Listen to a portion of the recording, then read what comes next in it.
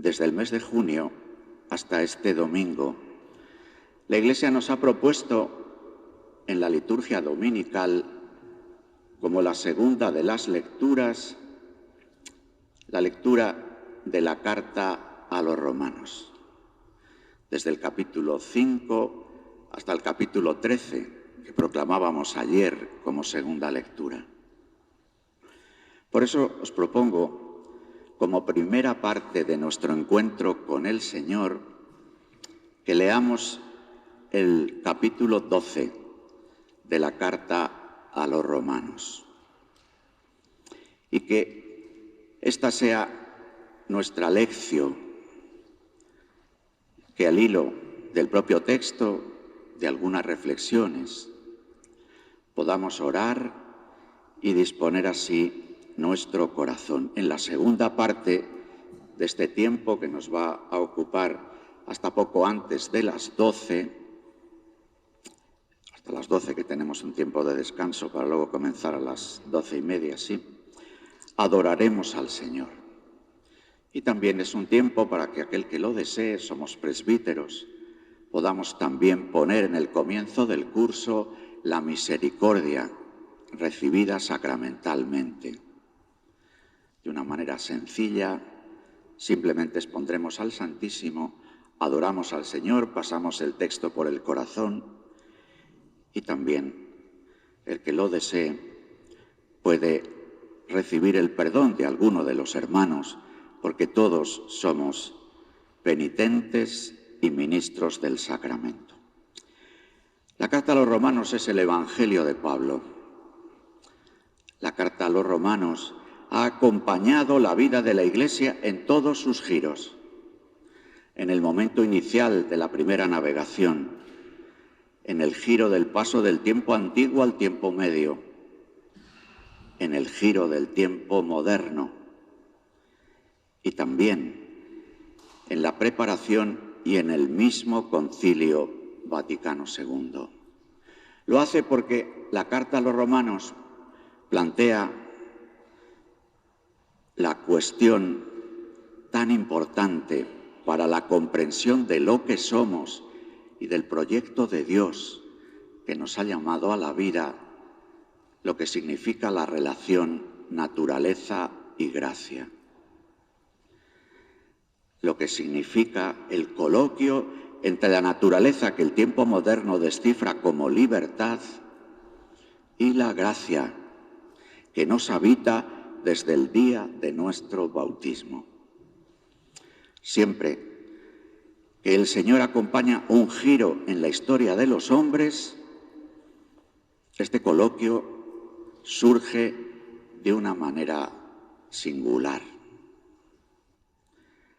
Quizás en este tiempo posmoderno de una manera singularísima. Porque si el coloquio entre naturaleza y gracia ha generado siempre una cultura, una forma de vida, la forma de vida que brotando del Evangelio y de la gracia acogida nos permite vivir la vida nueva en Cristo. Y esa vida nueva se hace relaciones, ambientes, incluso instituciones. La época que nos toca vivir es singular porque la cultura ha casi devorado la naturaleza. Vivimos en tiempos de hermenéuticas, de interpretaciones, de género y no de sexo, de ideología y no de idea o de realidad o de ideal. De alguna forma, en el interior de la propia Iglesia, la gracia como que fue metida en el armario, pensando que teníamos una cultura cristiana, fruto de la cristiandad, y que esa cultura cristiana servía para coloquiar con la naturaleza, con la sociedad, con las diversas expresiones de lo que significa la libertad humana en la historia. Así, muchas veces nuestra propia propuesta ha tenido que ver con la educación en valores, con una propuesta de acción social humanizadora, benemérita,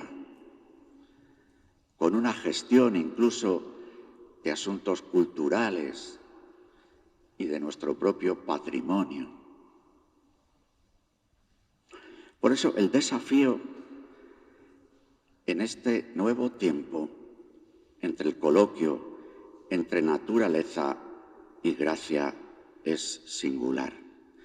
Por decirlo también en categorías de Pablo, en el capítulo 8 de esta carta a los romanos o en el capítulo 5 de la carta a los gálatas. En realidad, amigos, lo que se nos plantea es vivir según la carne o vivir según el Espíritu. Sabiendo que el Espíritu se encarna y que nuestra búsqueda permanente es encarnar la palabra que se ha hecho carne, el cuerpo de Cristo que adoramos, comulgamos y ofrecemos, pero no separar, no vivir desde los propios dinamismos de la carne, incluso los mejores dinamismos de la carne, sino según el Espíritu. Bueno, desde ahí entramos en el texto. Os exhorto, pues, hermanos, por la misericordia de Dios, a que presentéis vuestros cuerpos como sacrificio vivo, santo, agradable a Dios.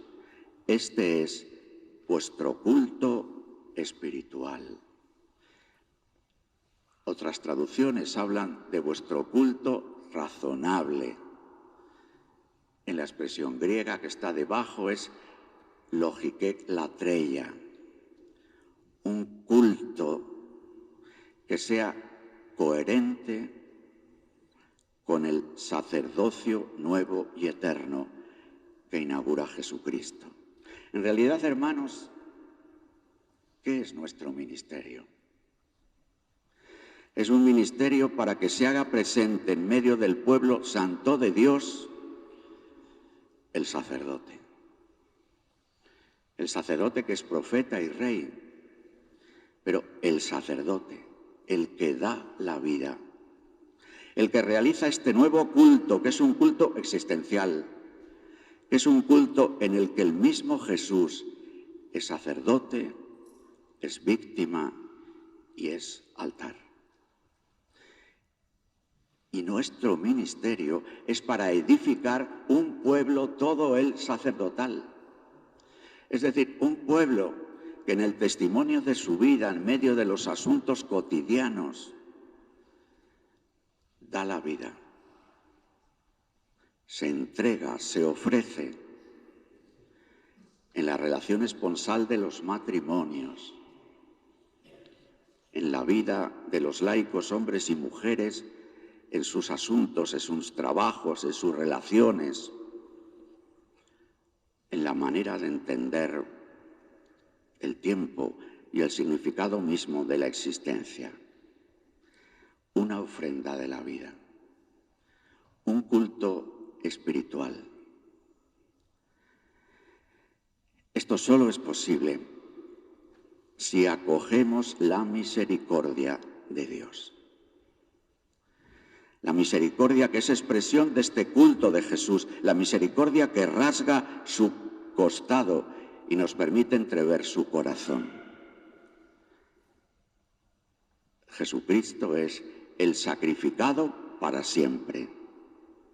Por eso resucitado lleva las marcas de la cruz y por eso en la única Eucaristía de Jesús que nosotros sacramentalmente conmemoramos, se renueva esta ofrenda. Esta es un poco la clave, la misericordia que se acoge y desde ahí nos permite vivir un culto razonable. ¿Un culto razonable a qué? A lo que hemos recibido, a lo que nos constituye y configura por el bautismo y en nuestro caso, además, por el sacramento del orden. Si hemos recibido la vida nueva y eterna, si por el bautismo somos profetas, sacerdotes y reyes, Si a través del ministerio del orden el profetismo bautismal se transfigura en ministerio de la palabra, la condición real nos hace acompañantes del pueblo santo de Dios, conductores del pueblo santo de Dios hacia el cielo. El ministerio sacerdotal es algo más que un oficio litúrgico. Es una existencia nueva que brota de la liturgia.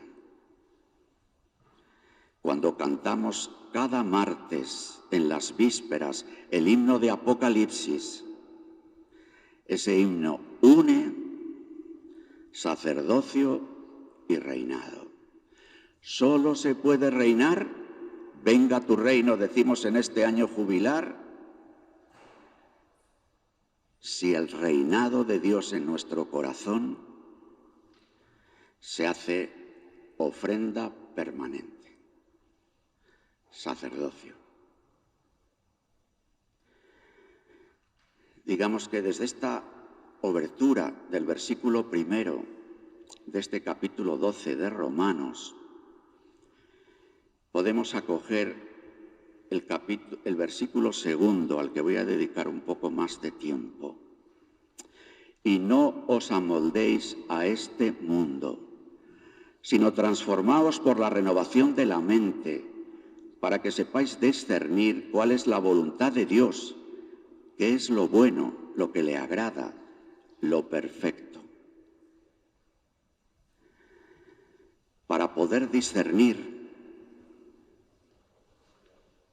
y esta es la llamada fuerte que nos hace hoy la Iglesia, discernir caminos misioneros en este nuevo tiempo, discernir la manera de vivir la comunión de la Iglesia en un pueblo más pequeño y con un presbiterio más reducido, discernir cómo engendrar nuevos cristianos,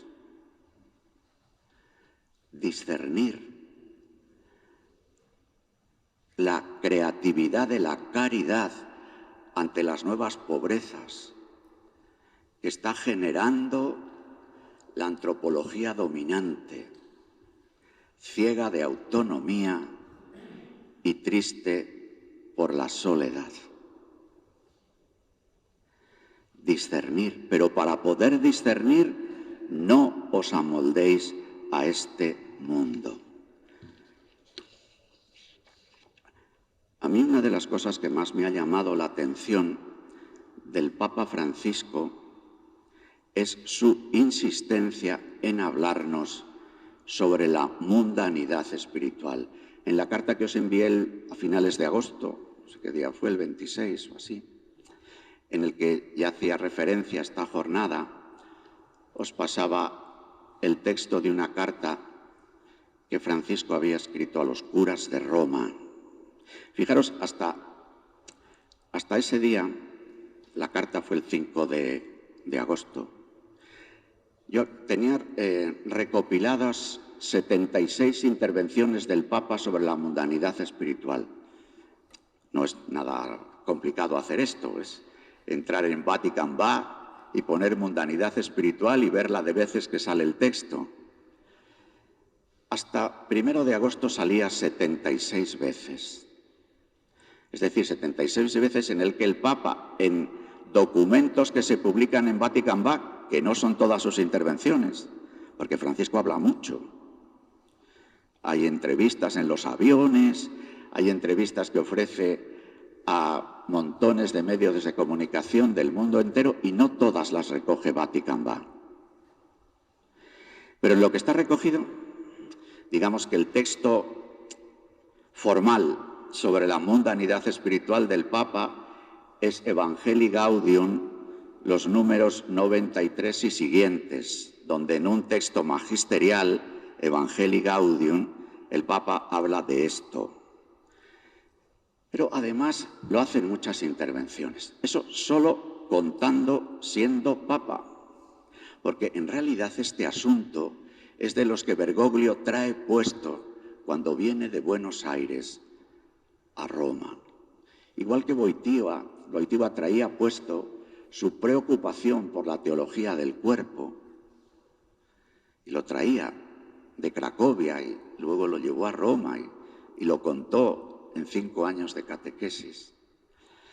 Pues bien, Francisco dice un día, siendo cardenal de Buenos Aires, que releyendo Meditación sobre la Iglesia del padre Delibac, en sus 4 últimas páginas dedicadas a la Virgen María, se encuentra con este concepto, mundanidad espiritual, que no es de Delibac, que es de un monje al que Delibac cita en Meditación sobre la Iglesia, en un texto que es sobre el esposo y la esposa.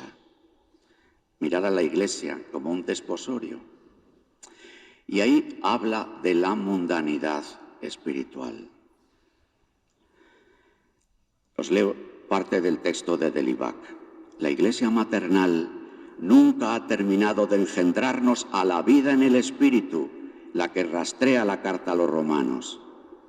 Y el mayor peligro para esta Iglesia que constituimos nosotros, la tentación más pérfida, la que siempre renace insidiosamente cuando todas las demás han sido vencidas y cobra nuevo vigor con estas mismas victorias, es la que Don Vonier, este monje al que me refería hace un momento, llama la mundanidad espiritual.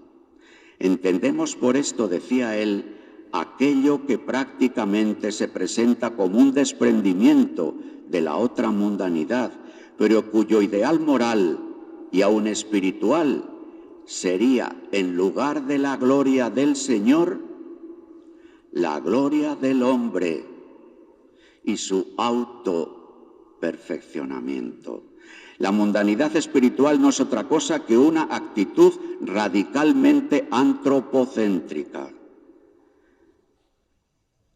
Si esta mundanidad espiritual invadiera la Iglesia y trabajara por corromperla, atacándola en su mismo principio, sería infinitamente más desastrosa que cualquier otra mundanidad simplemente moral. Ninguno de nosotros está al abrigo de un mal semejante, un humanismo sutil, enemigo del Dios viviente y en secreto, no menos enemigo del hombre, puede insinuarse en nosotros por 1000 subterfugios. Desde este texto, Francisco, os digo una y otra vez, porque después de los 76 se podían ver a primeros de agosto, el 5 de agosto escribe la carta a los cristianos de Roma, perdón, a los curas de Roma, en los que les habla de estos, la carta que os pasé, pero ese mismo día se encuentra con los jesuitas. Acaba de publicar la Civiltà Católica el texto de la entrevista, del coloquio que tuvo con los jesuitas. Y en ese coloquio les vuelve a hablar de mundanidad espiritual. Uno de los lugares donde al Papa le ha gustado mucho hablar de este asunto, desde luego siempre que se ve con curas, con obispos, pero cuando ha recibido a los capítulos generales de diversas congregaciones religiosas, ha insistido en este asunto. Y es curioso cómo además Francisco relaciona la mundanidad con el papel del diablo en nuestra vida. Esto suele salir menos, pero el caso es que el Papa lo dice muchas veces, hasta el punto de que él sale al coloquio y le dicen, porque en algún diálogo, pero hombre, Santo Padre, ¿cómo usted sigue hablando del diablo? Si el diablo, bueno, es una cosa que venía en la Escritura, pero haciendo referencia a enfermedades mentales que entonces no se conocían, y esto y lo otro. En una de estas ocasiones en el que Francisco entra en este diálogo, Francisco hace esta confesión: yo todos los días rezo la oración a San Miguel, pidiéndole al Señor, a través del arcángel San Miguel, que me defienda de las asechanzas del demonio.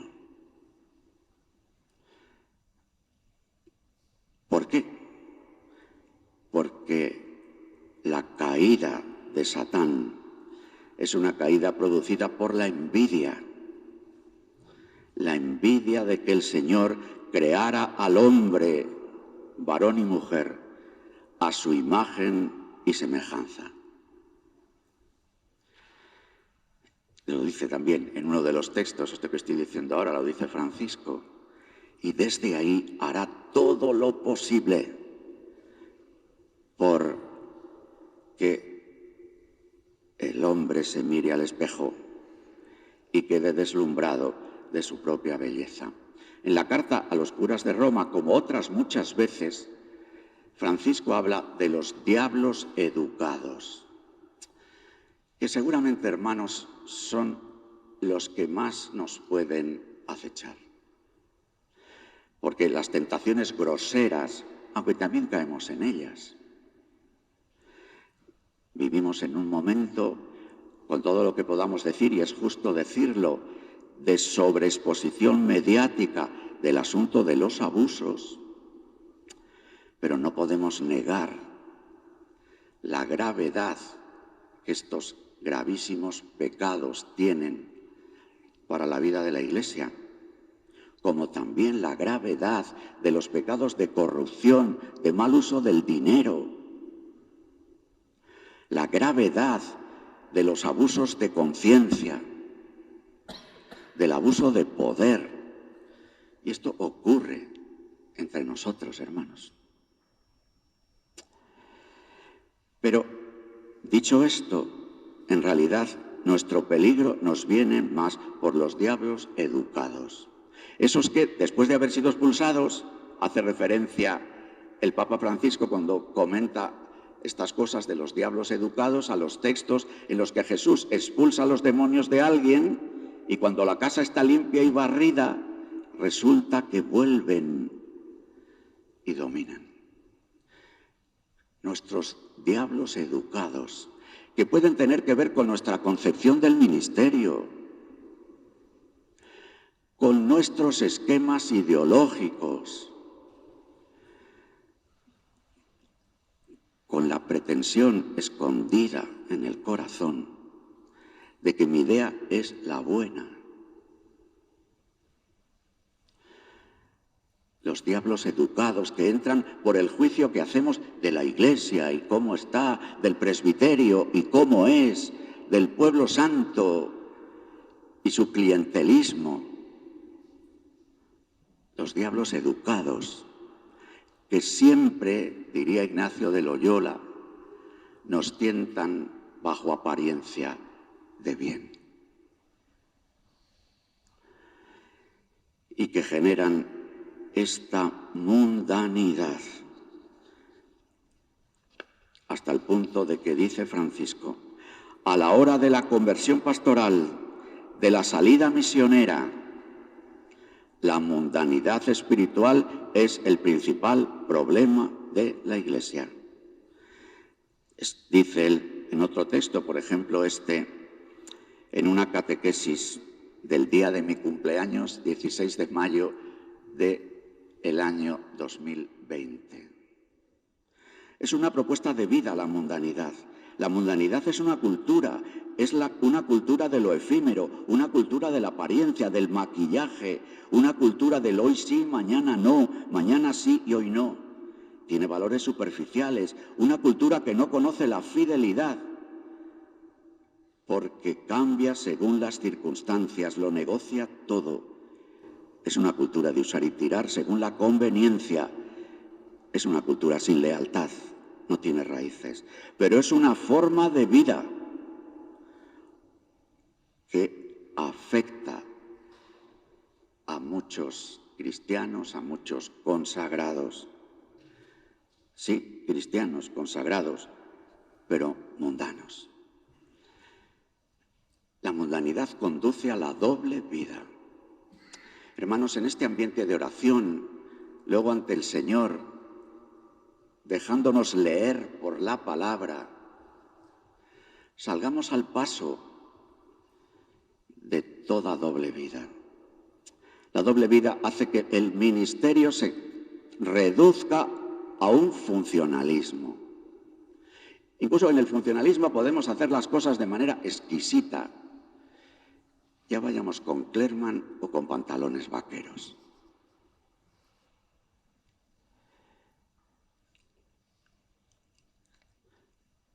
Pero no habría culto razonable. No. Podemos celebrar y cuidar la liturgia con toda la finura. Y todo lo que hagamos es poco, hermanos, por celebrar bien. Una vez más en la Iglesia, porque estamos en un tiempo fuerte de crisis, en el cambio de época, hay debate litúrgico. Hay divisiones por los ritos. De nuevo, hay enfrentamiento por los ritos, porque se vuelve a cumplir el axioma. La lex orandi marca la lex credendi y la lex vivendi. Por eso, todo lo que hagamos, porque el significado sobrenatural de la liturgia aparezca con fuerza, sobre que el silencio en la liturgia, sobre que el respeto a los textos litúrgicos, todo será poco, pero no basta, porque puede haber ese cuidado y sin embargo ser algo funcional. Como puede ocurrirnos en las relaciones con los demás, en la entrega a los pobres, en la solicitud por los que vienen a pedir ayudas de una u otra forma. Y sin embargo encuentran en nosotros como una cierta barrera de mirar desde encima. La mundanidad, dice en otra intervención Francisco, conduce a la doble vida, la que es apariencia y la que es verdadera, y te aleja de Dios y destruye tu identidad. Padre, no te pido que los quites del mundo, sino que los salves, que no tengan espíritu mundano, es decir, ese espíritu que destruye la identidad cristiana. Bien, no me voy a extender más. Podríamos hacer, recogiendo todos los textos, una buena reflexión sobre la mundanidad y cómo relaciona Francisco la mundanidad como el corazón del problema con dos asuntos que Francisco ha vuelto a sacar y que son también asuntos típicos de cambio de época: el gnosticismo y el pelagianismo.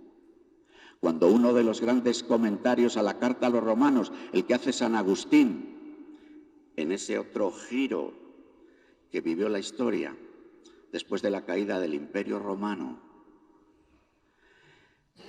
ya sabemos bien cómo Agustín debate con los pelagianos, también con los gnósticos, más con los pelagianos. Nosotros vivimos en una época singularmente gnóstica. Determinadas expresiones de la ideología de género son puro gnosticismo, puro afianzamiento de la palabra sin contar con la realidad de los cromosomas XXXY que están en cada célula de un cuerpo sexuado. Y nuestra propuesta pastoral a veces es puro voluntarismo, puro pelagianismo. Incluso, hermanos, aunque es importante que nos pongamos de acuerdo en un directorio para los sacramentos de la iniciación cristiana, el directorio no hará nuevos cristianos. Hemos de hacerlo. Hemos de crecer en comunión. Pero sabiendo bien en dónde y en quién ponemos la confianza. Y no haciendo trampas en el solitario, por esto que estoy diciendo yo ahora. Porque nuestra forma mental está articulada por el tiempo moderno y por eso nuestra forma mental es de dialéctica de los contrarios. Y todo lo que podamos decir se puede vivir como dialéctica de los contrarios. Si el obispo dice que el directorio no nos salva, pues me río del directorio y hago lo que me parece. ¡No! Sí, estamos llamados a un tiempo no de dialéctica de los contrarios, sino de descubrir la fecundidad de las diferencias, pero desde el reconocimiento de un punto común.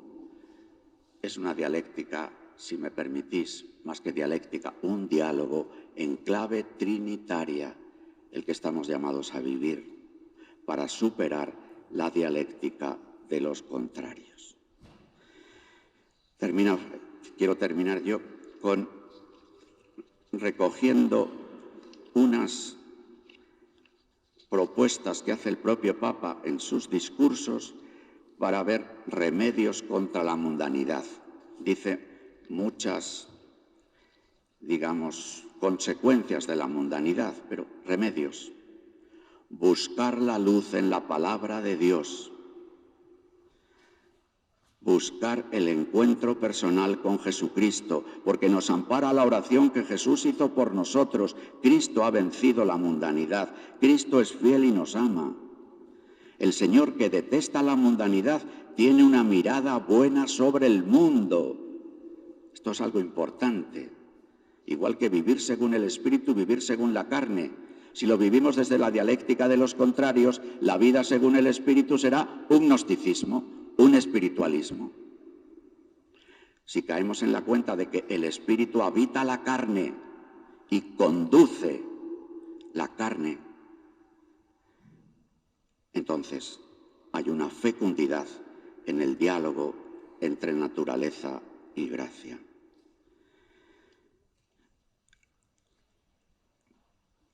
Remedios contra la mundanidad. La honda celebración de los sacramentos, de la Eucaristía y de la penitencia. Remedio contra la mundanidad, el acompañamiento que nos haga un hermano, la compañía con otros hermanos, buscando juntos. Remedio contra la mundanidad, abrazar la cruz, poner la vida bajo la protección de la Virgen María y San José. La verdad es que en tantas intervenciones podríamos ver muchas cosas, pero no es el momento. No os amoldéis a este mundo. Ayudémonos, pues, hermanos, a salir de la mundanidad, que a todos nos acecha. Porque queremos lo mismo vivir la vida del Espíritu, la acción pastoral, la propuesta misionera, pero según la carne, según mi vanagloria, según mis perspectivas teológico-pastorales, según mi grupo. No. Por la gracia de Dios que me ha sido dada, os digo a todos y a cada uno de vosotros, no os estiméis en más de lo que conviene, sino estimaos moderadamente, según la medida de la fe que Dios otorgó a cada cual. El culto razonable y el no amoldarnos a este mundo nos sitúa en unas relaciones. Nosotros somos un presbiterio, es decir, algo que hace que se cumpla lo que dice el apóstol en el versículo 5. Así nosotros, siendo muchos, somos un solo cuerpo en Cristo, pero cada cual existe en relación con los otros miembros. Hermanos, no tenemos una existencia autónoma que nos justifique. No. Nuestro ministerio es ontológicamente relacional. Hay una relación fundante, claro, que es la relación con la Trinidad Santa, que hemos de cultivar en la vida de oración, en la liturgia, en la presencia de Dios que deja huellas en su paso por la historia.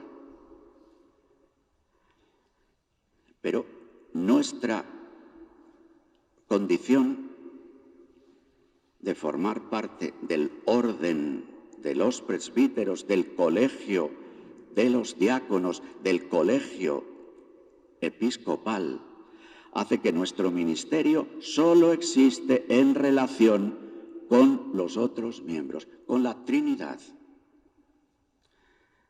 El obispo, en su relación con los otros obispos, unido al obispo de Roma. En los presbíteros, en la unión con el obispo, y en la comunión del presbiterio. De verdad, hermanos, lo dice el Santo Concilio número 14 de Presbyterorum Ordinis.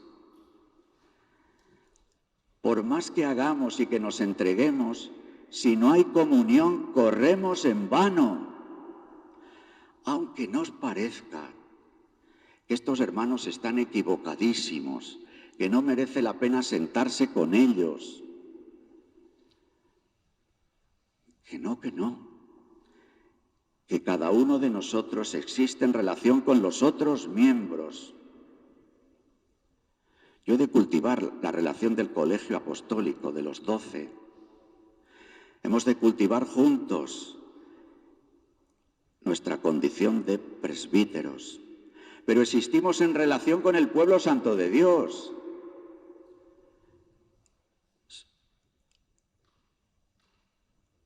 Nuestro sacramento es para un ministerio, para un servicio. Entonces, nos situamos el Señor, la Iglesia, y en la Iglesia el obispo, a través del obispo el Papa, el colegio presbiteral, el pueblo santo de Dios. Y todavía falta una relación, el mundo, que en una comprensión cada vez más misionera de nuestro ministerio, nuestra preocupación ha de ser cada vez mayor por los que no conocen al Señor. En una diócesis como la nuestra, en la que casi la mitad de los niños que nacen no se bautizan, en el que incluso muchas de las familias que presentan a sus hijos al bautismo no conocen al Señor. Entonces, esto provoca un extraordinario descentramiento. El fundante, al Señor.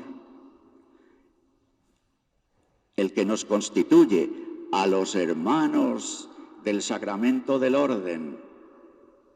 El que es la razón de nuestra existencia, los hermanos en la Iglesia. El que es el horizonte apostólico de nuestra llamada, los que no conocen al Señor. Pero cada cual existe en relación con los otros miembros. Y desde ahí, hermanos, nos alegramos muchísimo de que haya dones diferentes. La comunión católica no es uniformidad. La comunión católica no es vestir todos el mismo uniforme. La comunión católica, claro que es comunión. Volvamos a lo de antes, no hagamos trampas en el solitario. Es comunión. Porque cada don diferente, según la gracia que se nos ha dado, ha de leerse desde la comunión, porque lo que lo suele pasar es al revés, que leemos la comunión de la Iglesia desde mi don, que leo la relación con los demás desde mi sensibilidad, que leo la búsqueda de los otros desde mi pretensión. Es al revés. Ese al revés es el al revés de la conversión. Y en esto hemos de ayudarnos. Qué bien que en la Iglesia el Espíritu Santo haya suscitado la vida monástica, la vida de los frailes, la vida de las congregaciones religiosas, y en la explosión de la vida laical en el siglo XX, en el Concilio Vaticano II, diversas realidades carismáticas, diversas asociaciones, movimientos, comunidades, dones diferentes para llegar a un pueblo en circunstancias también tan diversas, pero por otra parte tan tocadas en común por una misma propuesta cultural de vida. Porque la globalización económica es singularmente una globalización cultural. No es nada extraño que el capitalismo, que es tan listo, que siempre se adelanta haya logrado copar los centros de producción de cultura. Las universidades americanas, las series de televisión, las plataformas de tal, los conglomerados financieros, que son los que están proponiendo con fuerza una agenda. La Agenda 2030 es benemérita en los objetivos que plantea, objetivos de desarrollo sostenible. Prácticamente todos pueden ser asumidos por nosotros. ¿Cuál es su problema? Su problema es la agenda. Agenda dicho en sentido sajón de la palabra agenda. Agenda como gobernanza, agenda como prudencia, agenda como articular los medios para alcanzar los fines. La agenda, en la manera que tiene de proponer medios para alcanzar los fines, ha hecho una alianza con el individualismo, con la autonomía, con la desculturización, que hablan ahora los sociólogos. Desculturar a los pueblos indígenas, desculturar las grandes tradiciones de las naciones, desculturar para poder imponer una cultura que haga juego con el mobiliario del capitalismo dominante. Dones diferentes, en comunión. Que vuestro amor no sea fingido, amaos cordialmente unos a otros. En la actividad no seáis negligentes. Pero yo antes he avisado con el riesgo de caer en el funcionalismo. Pero el riesgo de caer en el funcionalismo no debe de ser una coartada para no ser buenos funcionarios. Es decir, personas que cumplan con aquello que se les encomienda. ¿Qué es en nuestro caso ser buenos funcionarios? Orar de la mañana a la noche por el pueblo santo, que es una cosa que prometimos el día de nuestra ordenación. ¿Qué es ser buenos funcionarios? Participar en los encuentros del presbiterio, reuniones del arciprestazgo, retiros, y siempre podemos aportar. Uno puede decir, pues para esa reunión vaya pérdida de tiempo. Aporta tú, compañero. Busquemos juntos una manera de lo que Francisco está pidiendo a toda la Iglesia, una manera de conversación espiritual en nuestros encuentros. Ser buenos funcionarios, atiende a las personas. Un buen funcionario en nuestro caso es romper los horarios, porque la situación en la que se encuentra hoy mucha gente es que la puedes ver a las 9 de la noche y no vale decir, no, es que mi despacho pastoral es de 5 a 6. No. Ser buen funcionario es visitar a la gente en sus casas. Ser buen funcionario, pero desde el culto espiritual, para no caer en el funcionalismo. En definitiva, en la actividad no seáis negligentes, en el espíritu manteneos fervorosos, sirviendo constantemente al Señor. El versículo 12 es muy importante, porque es la fuente de la alegría según Pablo. Que la esperanza os tenga alegres. Sí, hermanos, Jesucristo ha vencido al pecado y a la muerte. Sí, Jesucristo nos ha hecho la promesa de su segunda venida. Jesucristo nos ha convocado a la vida eterna. Y esta esperanza nos mantiene alegres, aún en medio de dificultades y de fracasos. Por eso la virtud teologal de la fe se pone a prueba en la esperanza y en la caridad. Podemos decir que tenemos fe, pero si no tenemos obras de esperanza y caridad, la fe es una fe muerta. Que la esperanza os tenga alegres. Manteneos firmes en la tribulación, sed asiduos en la oración, compartid las necesidades de los santos, practicad la hospitalidad. Bendecid a los que os persiguen, bendecid si no maldigáis. Alegraos con los que están alegres, llorad con los que lloran. Tened la misma consideración y trato unos con otros, sin pretensiones de grandeza, sino poniéndoos al nivel de la gente humilde. En este momento de la vida de la Iglesia, siempre, claro, el camino de humildad, Jesús no hace más que repetirle. Nosotros le cantamos todos los sábados por la tarde, en las primeras vísperas del domingo, que cantamos Filipenses 2, 6, 11, este camino de bajada de Jesús. Pero, ¿qué es ponerse al nivel de la gente humilde? Mucha de la gente que se acerca a la vida de las comunidades cristianas, a la vida de la parroquia, está en el nivel que está. Entonces nosotros, por supuesto, podemos decir, te pedimos esto, porque lo que tú vienes a pedir, iniciación cristiana, lo que tú vienes a pedir, matrimonio, lo que tú vienes a pedir, la celebración de la Eucaristía por un difunto, está aquí. Pero el que viene está aquí. Entonces, el asunto es, hermanos, en este tiempo misionero, ¿cómo nos ponemos al nivel de la gente? Humilde con formas soberbias, humilde que te exige como cliente, humilde que te pide cuentas. O sea, no es fácil esto. Para poder hacer un acompañamiento. No cabe duda de que este ejercicio le haremos mejor si estamos en comunión. Si compartimos juntos estas dificultades, si compartimos nuestros intentos, si podemos pinchar el globo soberbio de la gente humilde con nuestro criterio de comunión. No os tengáis por sabios, a nadie devolváis mal por mal. No os toméis la venganza por vuestra cuenta. A veces, hermanos, entre nosotros hay heridas de historias pasadas, de asuntos que hemos vivido en nuestro presbiterio, en la relación con los obispos, en relación con nuestros compañeros. Y la herida provoca que queramos tomarnos venganza por nuestra cuenta.